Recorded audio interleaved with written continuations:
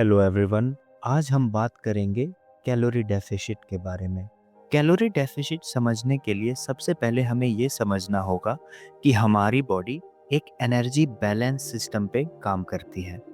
Body को जो calories food से मिलती है और जो कैलोरीज वो डेली एक्टिविटीज, एक्सरसाइज और मेटाबॉलिज्म के थ्रू बर्न करती है, उन दोनों के बीच का बैलेंस ही डिसाइड करता है कि बॉडी का वेट बढ़ेगा, घटेगा या स्टेबल रहेगा।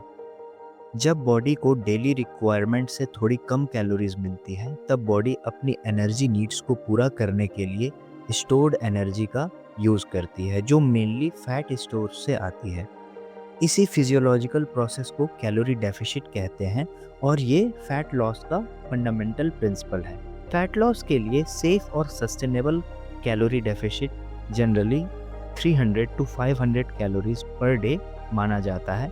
इस रेंज में फैट लॉस ग्रेजुअल होता है, मसल लॉस का रिस्क कम होता है और बॉडी पर अननेसेसरी स्ट्रेस नहीं पड़ता।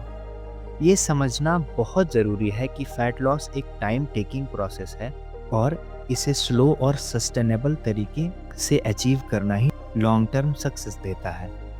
कैलोरी डेफिसिट डाइट का मतलब सिर्फ कैलोरीज कम करना नहीं होता, बल्कि एक वेल बैलेंस्ड डाइट फॉलो करना होता है। इस फेज में स्पेशल फोकस होना चाहिए ऑल एसेंशियल न्यूट्रिएंट्स पर, सटाइटी पर, ताकि डाइट को लॉन्ग टर्म तक फॉलो किया जा सके। एक्सट्रीम कैलोरी रेस्ट्रिक्शन से डेफिशिएंसीज, फटीग और पुअर एडहेरेंस हो सकती है, जो फैट लॉस प्रोसेस को अल्टीमेटली डिसरप्ट करती है। कैलोरी रेस्ट्रिक्टेड डाइट में salads, adequate protein, healthy fats और फाइबर रिच फूड्स बहुत इंपॉर्टेंट रोल प्ले करते हैं। ये फूड्स पेट को ज़्यादा भरा हुआ फील करवाते हैं, डाइजेशन को स्लो करते हैं और अननेसेसरी ओवर ईटिंग को भी प्रिवेंट करते हैं।